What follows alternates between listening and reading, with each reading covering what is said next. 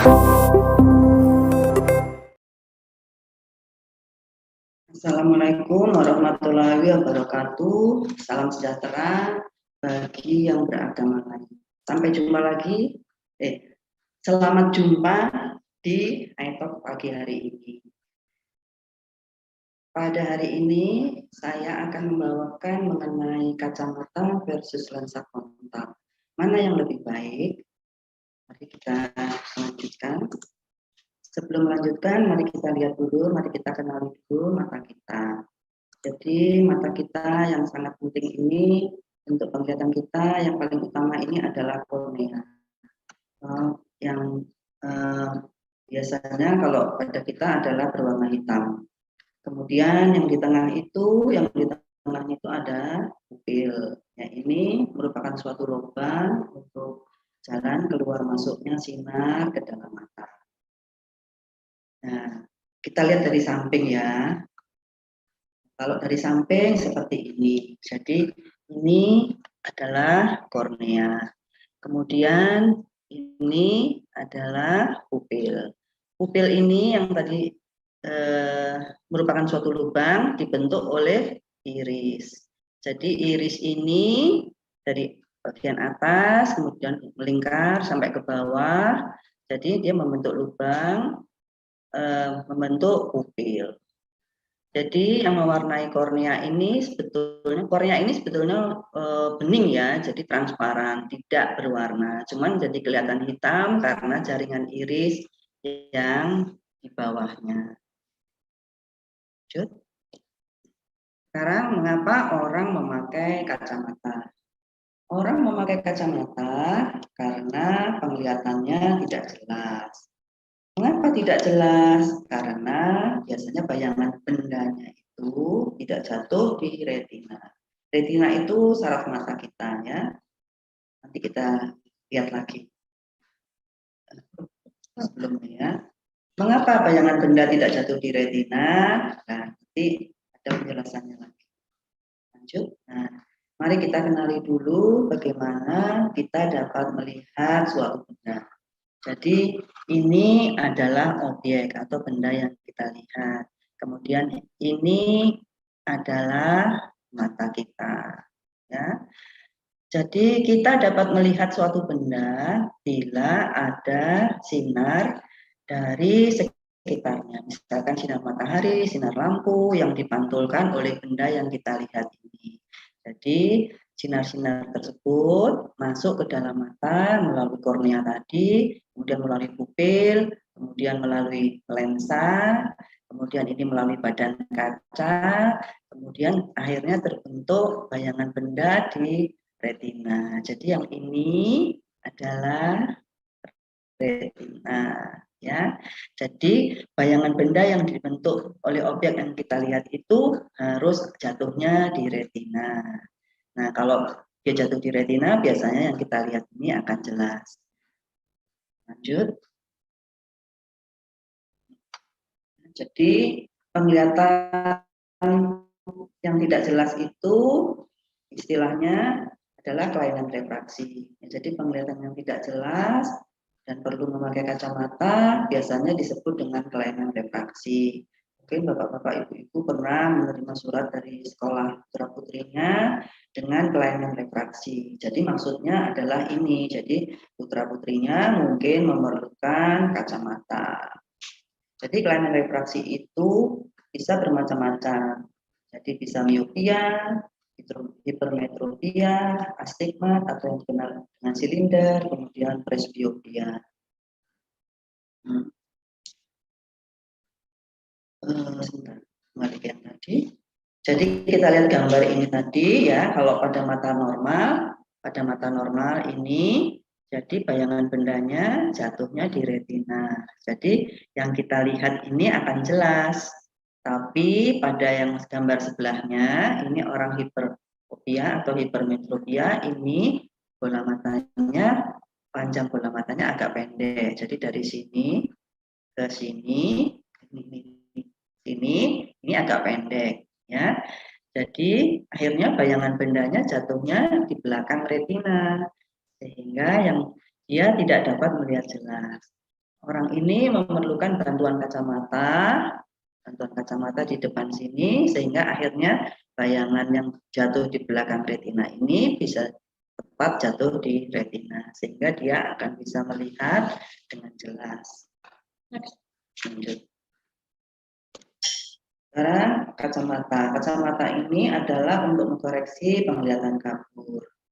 Bisa kabur jarak jauh maupun jarak dekat. Kalau jarak dekat biasanya kita sudah tahu ya, biasanya pada mata tua. Kemudian kacamata ini membantu bayangan benda yang kita lihat jatuh di retina seperti yang sudah saya sampaikan tadi. Kacamata berfungsi sebagai alat bantu, bukan obat. Jadi dia tidak menyembuhkan. Artinya, jika kita memakai kacamata, penglihatan kita akan jelas. Tapi kalau tidak memakai kacamata atau kita melepas kacamata, ya penglihatan kita akan kabur lagi. Ya. Sekarang lensa kontak.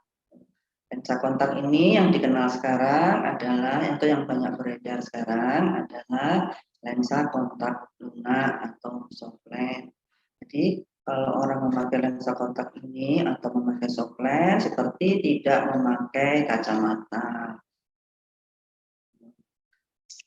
Jadi tidak mengganggu penampilan, apalagi untuk profesi-profesi tertentu yang mungkin tidak membolehkan memakai kacamata. Bahkan ini kadang-kadang lensa kontak ini atau soft lens ini juga membantu penampilan kita. Lensa kontak ini menempel menutupi kornea ya. Kemudian lensa kontak ini memerlukan perawatan karena lensa kontak ini tidak boleh dipakai lama-lama karena dia menutupi kornea. Jadi biasanya setelah kita selesai kerja harus dilepas, kemudian kita taruh di cairan peredamnya. Besok pagi saat mau mulai pakai, tangan kita harus cuci bersih. Kemudian lensa kontaknya dicuci juga, pakai cairan peredamnya itu. Kemudian baru kita pakai. Demikian seterusnya. Malamnya harus dilepas lagi. Memang agak ribet, jadi istilahnya memerlukan perawatan. Lanjut. Nah, mari kita kenali dulu kornea kita yang ditempeli oleh lensa kontak. Jadi ini ya kornea ini ya yang warnanya coklat-coklat itu. Nah, kornea ini merupakan suatu bagian dari mata yang tebalnya setengah mili sampai 1 mili. Jadi dia tidak tebal-tebal banget dan dia merupakan media yang transparan dan harus jernih. Karena kalau tidak jernih, sinar tidak dapat menembus masuk ke dalam mata sampai diterima oleh retina. Dia harus jernih. Bagaimana supaya jernih? Nah, dia memerlukan oksigen untuk mempertahankan kejernihan. Jadi pada gambar di samping ini adalah lapisan-lapisan kornea.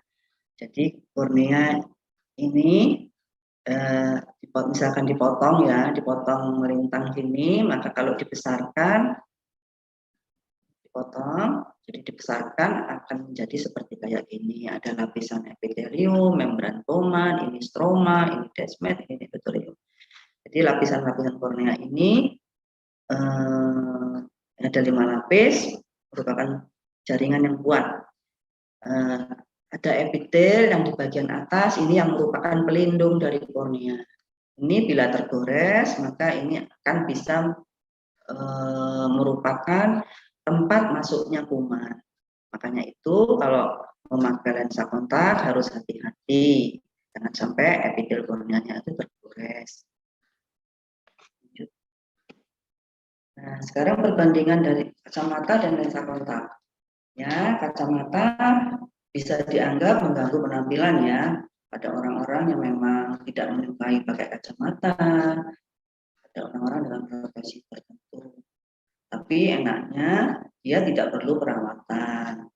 Kemudian bisa digunakan untuk mata kanan dan kiri yang perbandingan minusnya maksimal 3 dioptri.